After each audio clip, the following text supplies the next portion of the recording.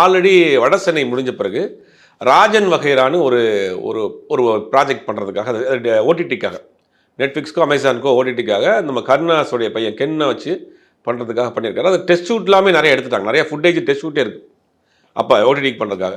அந்த ப்ராஜெக்ட் பண்ணச்சு அப்புறம் ஏதோ ஒரு சில காரணங்களாக அது பண்ண முடியாமல் இருக்குது. அப்படி இருக்குது. அப்போ இது ரெடியாக இருக்குது. ஆல்ரெடி ஷூட் பண்ணி டெஸ்ட் ஷூட் பண்ண அளவுக்கு கூட ரெடியாக இருக்குது. சில காட்சியிலே எடுத்து வச்சுட்டாரு.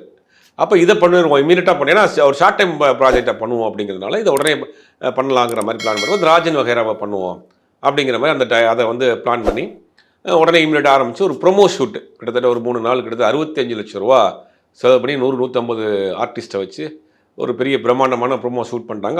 அதை தான் வந்து அந்த படத்தினுடைய பூஜை அன்னைக்கு ரிவீல் பண்ண போகிறாங்க. டைட்டில், ஆர்டிஸ்ட்டு, அந்த ப்ரோமோலாம் ஷூட் பண்ணுறாங்க. அது 2 கெட்டப்பில் சிம்பு வர்றாரு. அது மாதிரி பிரம்மாண்டமாக நடந்துகிட்ருக்கு. இது வந்து சிம்பு வெற்றிமாறன் காம்பினேஷனில் பண்ணக்கூடிய படம். இதுக்கு முன்னாடி சிம்பு காம்பினேஷனில் வெற்றிமாறன் படம் பண்ணுற ஒரு பேச்சுவார்த்தை வந்தோடனே இவர் தனுஷை போய் பார்த்துருக்கார். தனுஷ் வெளியில் பாம்பேலேயோ டெல்லியிலையோ ஒரு ஷூட்டில் இருந்திருக்காரு. நேரடியாகவே வெற்றிமாறன் அங்கே போய் இந்த மாதிரி நான் ஒரு ப்ராஜெக்ட் பண்ணுறேன், சிம்புவோட பண்ணுறேன்னு, சூப்பராக பண்ணுங்கள் சார், ரொம்ப அருமையாக இருக்குது, அருமையான கான்செப்டாக இருக்குது, நல்லா பண்ணுங்கள், வாழ்த்துக்கள் சார்னு சொல்லி அனுப்பிச்சி விட்டார்.